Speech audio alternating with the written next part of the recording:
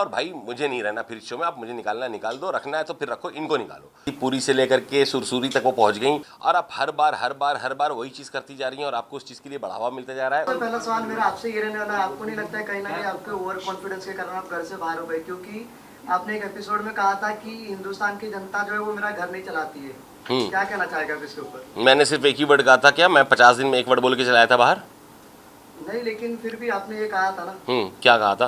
कि हिंदुस्तान की जनता मेरा घर नहीं चलाती, जिसको वोट देना है नहीं देना है नहीं देता। आप क्या कहना चाहेंगे? मैं इसके बारे में ये कहना चाहूँगा कि आप पूरा कंटेक्स्ट देखो, उसका पूरा कंटेक्स्ट देखो। ये बात शुरू हुई थी, 5वां हफ्ता हो गया था, कुनिका जी का वो ट्रबल मेकिंग चीज़ें हट ही नहीं रही थी। वो हर बार एक नई चीज़ ला रही थी, पूरी से लेकर के सुरसूरी तक वो पहुंच गई और उनका कोई क्लास ही नहीं ले रहा है। सलमान सर आ रहे हैं, बार बार उनको अप्रिशिएट करके चले जा रहे हैं।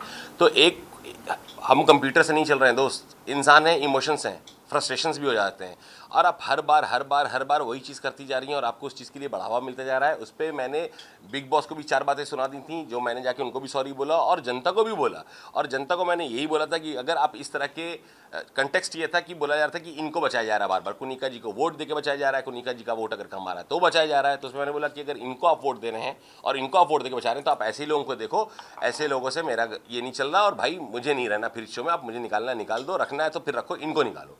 तो वो पूरी चीज़ उस कंटेक्स्ट में थी, रादर नॉट ये थी कि जनता पे मैं डिपेंडेंट नहीं हूँ। भाई अगर आपको मेरा इंटरव्यू देखना है तो आप 22 अगस्त तक का मेरा इंटरव्यू देखो, जिसमें मैंने साफ सीधी बात कही है कि मैं एक फिल्म मेकर हूँ और बहुत नीश फिल्म बनाता हूँ जिसकी एक नीश ऑडियंस है और मैं चाहता हूँ कि मैं बिग बॉस जैसे एक बड़े शो में जाऊँ, उस प्लेटफॉर्म पे जाऊँ जहाँ पे जनता से मैं 1 to 1 हूँ और जनता मुझे पर्सनली पहचाने।